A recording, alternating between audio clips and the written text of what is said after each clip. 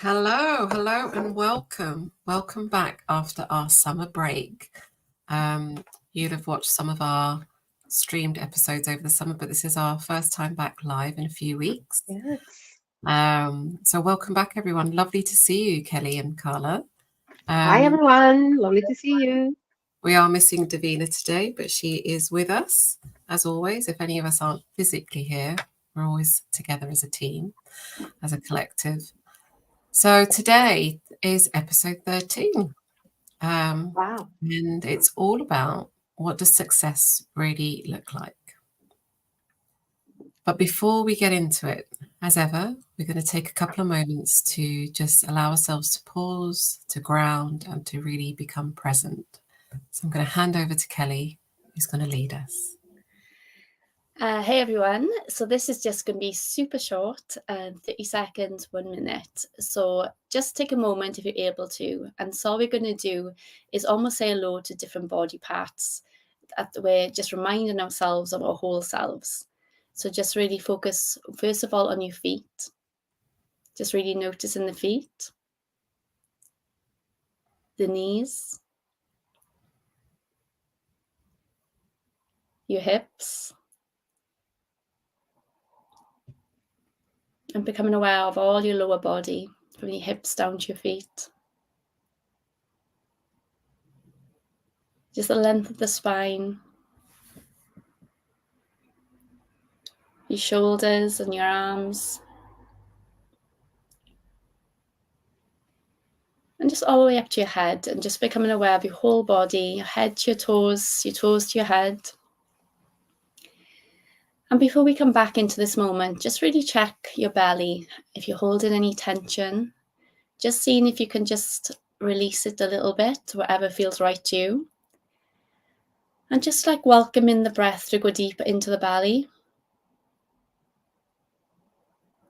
And just noticing what it feels like, just noticing the belly rise and up.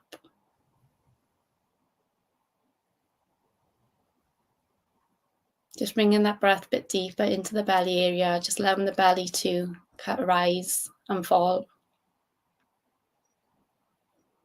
And just in your own time,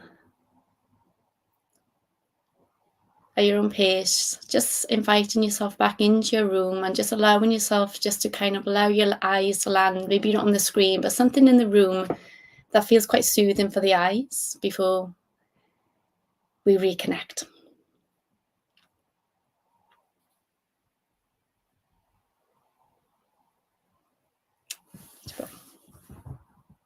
Thank you, Kelly. That was beautiful and much needed. Okay, so today's topic, what does success really look like? And as I was reflecting on this, I reflected on my own journey with the definition of success and how it has changed over time. And particularly at the moment, I have teenage children, and it's just really interesting to witness them and how they're defining success for themselves and where that's coming from as well. So there are so many different definitions of success. I was looking some up, and we've got like the traditional definitions, which is very much around achievement of goals. So success is the accomplishment of a specific goal or set of goals, often measured by external factors like career advancement, financial stability, or social status. To the more, what we could say, more present day definitions, which some people are adopting more and more, which includes or is more leaned towards personal fulfillment. So success is living a life aligned with your values, passions, and sense of purpose, regardless of external validation. So they're just a couple, and there's many others. And today's really about an exploration, just a brief exploration around what it actually means to us individually, what we're noticing in the collective, and in other areas.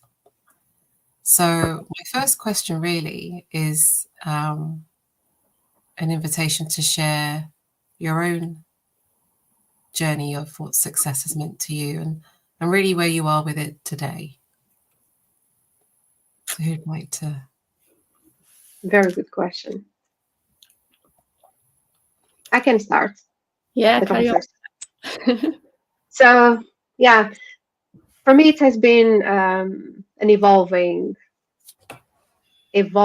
relationship with success and what it means to me. And I also had at some point a definition that it was achieving something. So having a goal, either it's career, either it's personal, either is financially, get to somewhere, get to a point to be successful. And then when you get to that point, you are successful. Going to a university, I had that definition of success in my life. Today, it's different. And I believe that with age, with wisdom, with experiences, it helped me to change completely. And the way I see success today, it's not a thing, it's not achieving something, it's a feeling. It's how I feel. And it's not something that I feel at some point or at some stage is how I feel generally about myself, about what I'm doing in my life, about my relationship with others, about, of course, my work, is how I feel about it. Um, and also, it's not something that it's there all the time.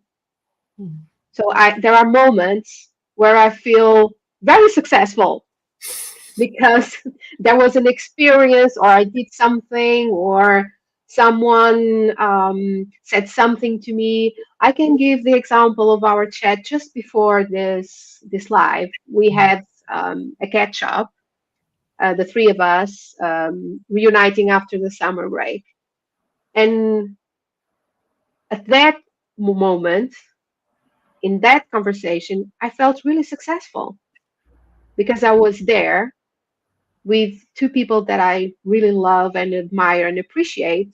And we're having such a joyful, inspiring, and enriching conversation about us as individuals, as women, about our fears, and that for me is success.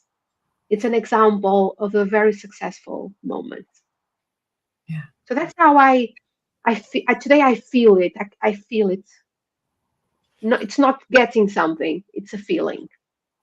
I love that feeling. It's a feeling. Kelly?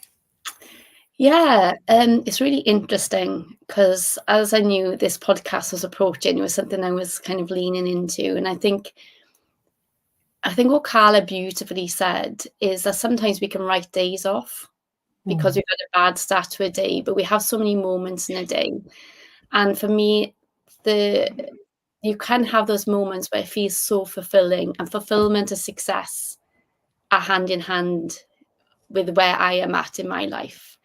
But also, if I was to kind of share, I've had a different relationship with that, and where I've got lost with definitions of success is when I was trying to live to success, which I feel was handed down to me. When I was living to maybe a cultural version of what success was, and kind of going, okay, I got to do this. This is what successful is, and I got to run with it. And in that process, I lost my connection to myself. And I was no longer kind of listening to my intuitive, my felt sense. I started listening to what I was hearing out here. Yeah. And this is why I lost myself.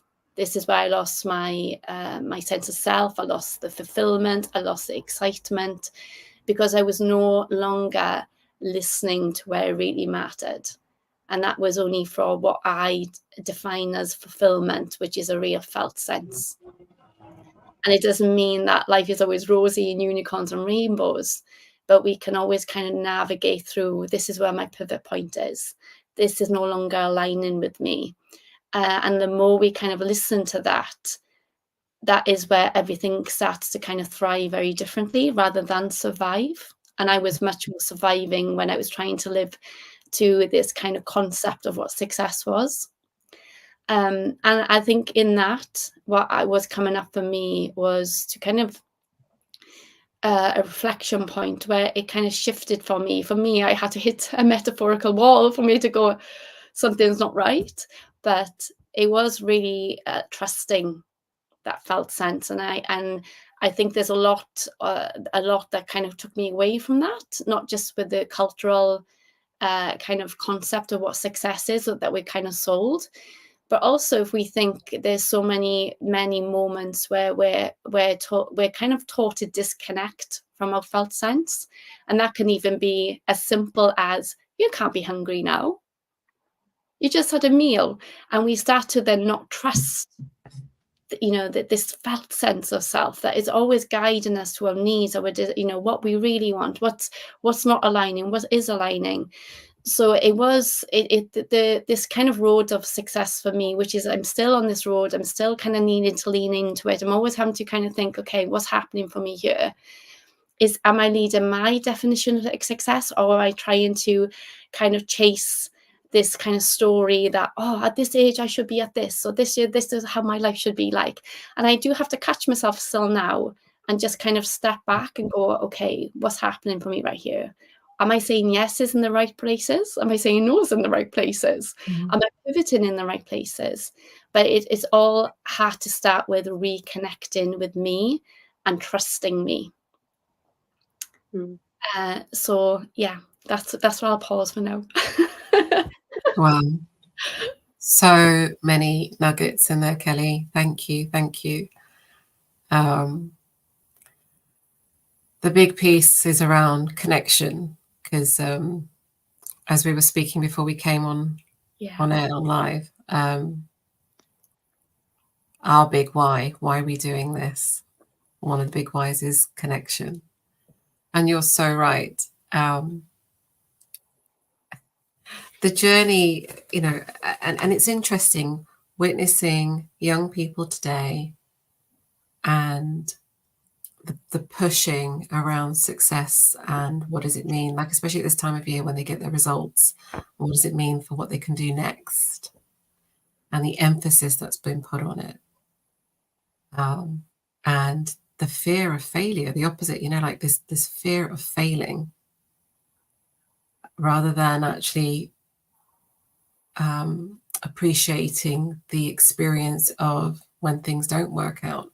What's the wisdom that you can glean from it, and how does that enrich your experience? And, you know, what can you do next from there? Doesn't mean, as you say, even just through a day, there are glimmers, there are moments. It doesn't write off the entire day. I know for a fact, like this week, there was a particular day where I didn't show up as my best self for about 3 minutes, quite intense. And my old self would have written the entire day off, not just even the day, but like almost everything. Like it's all gone. It would have gone into that place of catastrophizing. And so with the wisdom I have now, it's like, it was a moment. I am human. I had a moment, and all is not lost. So my success from that day is that I didn't let that moment pour water on everything and all the hard work that's gone into whatever it was that I was doing at that moment. So yeah. A curious question. Can I ask a question? A follow-up question? Yeah. Because as you've mentioned, and it's true, right? Especially younger generation, and even not younger, define success as, for example, getting to, I don't know, their grades, their A levels, they're doing a degree, a master's in something, and completing the master's, or getting that director role somewhere. And I've been there as well. So I've got that definition of success at some point. Do you feel that having that definition is right, is wrong? Do you have a view of? I'm curious to see, because in my view, at this point in life, I don't think that it was wrong to have that definition of success. You know what I mean? Yeah, I know what you mean. And the picture that's coming to my mind, that I have an anchor in my mind. So it's almost like I see having some kind of container, some kind of anchor point is important. Where I see where it could be problematic is when the definition, say the generic definition, let's take young people who've just done their GCSEs or A-levels, yeah? The generic definition of success in those areas is that, you know, you need to have X number of grades at this level to do the next thing. And that is defined as success. But that's not right for every young person. Mm-hmm. So my invitation to young people and their parents today would be, see what's out there, yeah, the generic definition, and does that apply to you as a young person or to your child? Or does it need to be different for them, adjusted for them? Because it's like trying to fit a square peg in a round hole sometimes, and it just doesn't fit. But actually, if you change the definition of success for that square peg into a square hole, you've got much more chance of succeeding. And could it be an extension of the definition? It could be a different one. A different one. Yeah. Could be anything. Like the one I gave earlier was, there's the traditional ideas of success, and then there's sort of the more present day, which is living more in alignment. And that can look so different, even for the three of us on this screen. Yeah. I'd say we're heart-centered beings here. That's why we connected. We have shared values, and that can look different in how we actually live that. And I think it comes back to, there isn't one definition, but what adds value to your life. And if it doesn't add value, then there's nothing wrong with the person, it's wrong with the definition. And I think, you know, the research, you know, I've seen multiple videos of this on social media, but, you know, the 5 regrets of the dying, and nothing was about results, nothing was about, you know, like all the material possessions that they captured. It was things like, I did capture it because I wouldn't remember them all, but it was the courage to live life true to myself without worrying what other people wanted from me or what expected from me.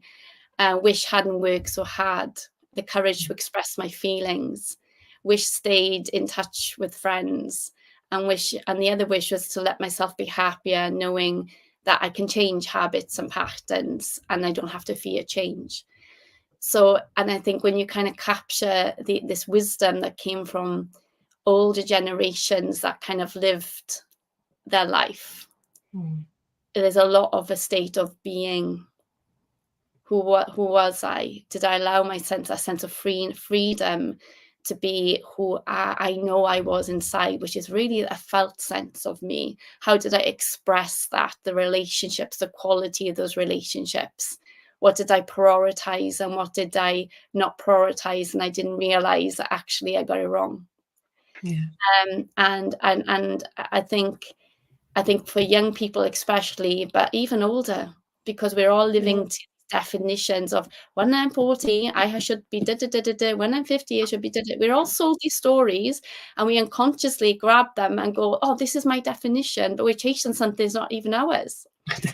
And it's not even, and it's, you know, and all that can come out. It can be hard, self-critical. Fear can come in. All these like things that kind of constrict us.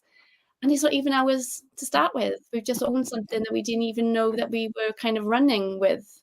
So until we kind of pause and really step back and really explore what is my life fulfillment? What is it that is really meaningful and really purposeful to me? We're always going to get lost in someone else's definition that we've been sold.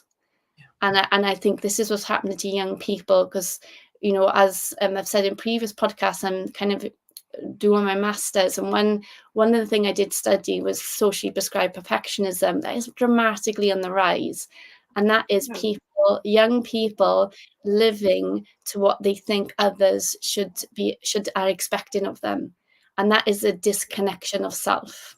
That is a really I'll be what you want me to be, so then I will be celebrated, I will be belonged, I'll be loved, or whatever, you know, is the motive underneath.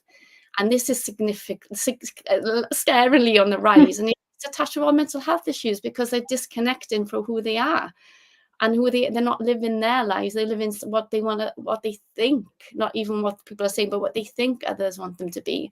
And then we have to ask, why is that happening? What is happening here? So yeah, I think we just need to be really mindful of what is shaping our reality and where our choices are coming from, and knowing that we get to choose what success is, and that definition can change too. Yeah, it'll evolve as life evolves, and, you know, really, you know, echo what you've just shared there, Kelly. And it's what's come up for me is when you were saying, what did you call it? Socially prescribed? Yeah, perfectionism. Perfectionism. Yeah. Okay, that was it. Socially prescribed. I can't say it. It sounds like a tongue twister.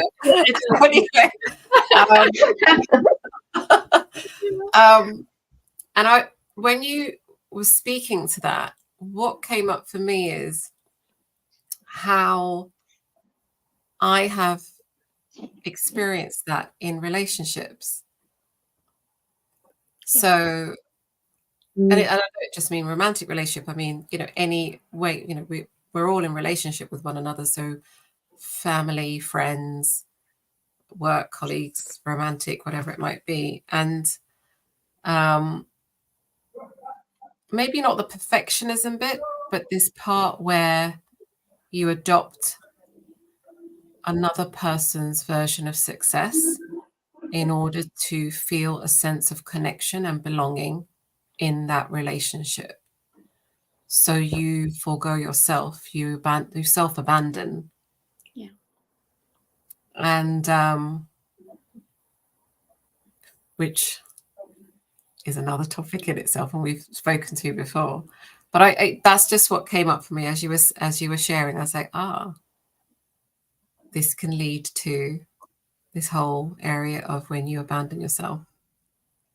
And so this topic of what does success really look like isn't just like, oh, well, you know, I'll live in alignment, or the other side of, you know, I'll have this car and this house.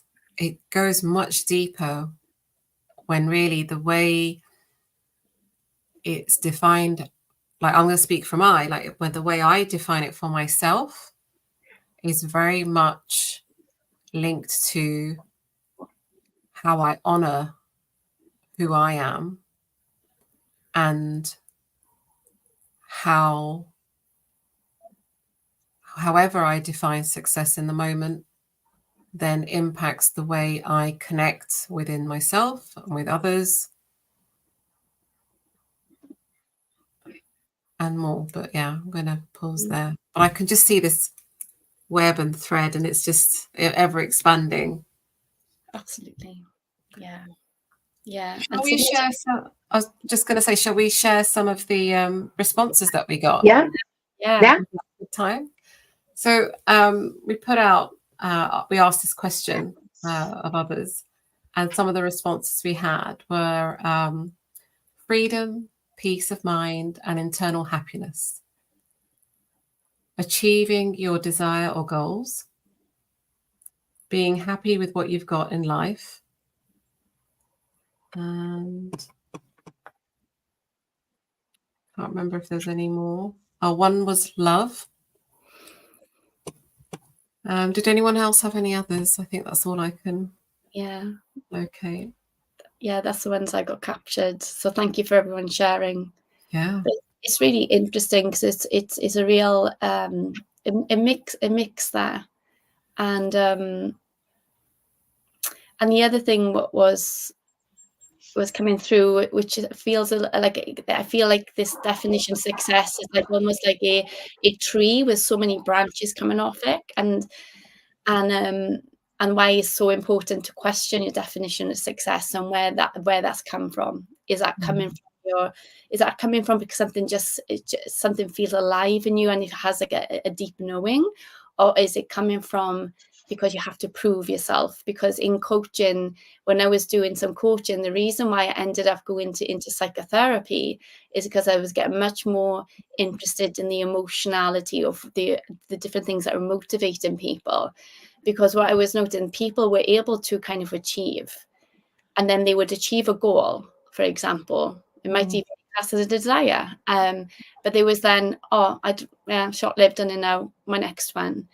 And then it was almost chasing something. And I felt it was kind of a chase, trying to always prove and validate that they were enough, that they accepted, that it was coming from a wounding place. And this is one of my motivators of success, because I do see it as a tree. It's the relationships, it's what I put my energy into, is how I show up daily. It's so many nuances to it. But one of it of why I'm very invested in my own healing, and this can be kind of patterns that have come from family lines. It is because one part of my success is I'm nowhere near perfect, but I want to hand a different baton over to my children. So then if they choose to have children, or if they choose whatever careers or jobs they go into, and they then would maybe work with other younger people, that they pass a different baton on to them. Because this for me is an intergenerational. This is creating success in our relationships, how we show up, how we put our energy into. And the more we kind of allow ourselves to kind of be really curious with ourselves, we can start to be honest with ourselves. Why am I doing what I'm doing? Is this the definition of success because it's coming from a wounding place? Or is this definition of success because this is coming from a really whole place, because this really matters? This is a knowing. This is something that just feels alive in me. Yeah. And this is moment to moment in our days, but this is also, where we put energy into what we want to kind of express into the world as well. It's so how we show up in relationships, how we show up when we go to a coffee shop, how we kind of show up for ourselves, how we kind of like listen to our emotions and how we treat ourselves. And I think the more we cultivate a kind of kinder relationship with ourselves, it changes our relationship with life. Absolutely. I don't really know what more to say to that, really. And I feel like that's a beautiful way to summarize and bring us this episode to a close. There is one, Divina shared this, didn't she, with us, the Maya Angelou, saying, success is liking yourself, liking what you do, and liking how you do it. Yeah. I love that. So simple and so on point. Yeah. It's very on point, but the first reaction I would have, and from many women I speak with, that second part, it's really hard sometimes. Yeah. Liking what you do, because I've seen and I've spoken with people, and I've been there myself as well, that sometimes we are in jobs or in careers or in relationships, wherever we are doing things that we don't like. And it seems that there aren't any options, either because of financial circumstances, health circumstances. And we all said it, this is so broader, right? So I just wanted to say as well, and for all the women that might not be doing something that they like, just to have hope, never lose the hope that there are opportunities. And if we open our heart to them, and as Carla said, and Geeta, is that mindful, being mindful how you behave, who you are, be yourself, be your authentic self. And I do believe that a new world of opportunities and success, wherever is the definition, will open to us. Yeah. Thank you. So, thank you for joining us today. Just to remind you all that please like, share these episodes. Please comment. You know, if you're watching the replay, please share with us your views. This is open. This is not just for us. This is an open forum for discussion. If there's something private you'd rather share anonymously, then please message us. Like and subscribe to our YouTube channel and press that bell to get notification. Yeah, have I missed anything? No, we'll see you in 2 weeks, right? Yeah, we'll see you in 2 weeks. All right. Thank you so much. Take care. Have a wonderful week. Bye, everyone. Bye.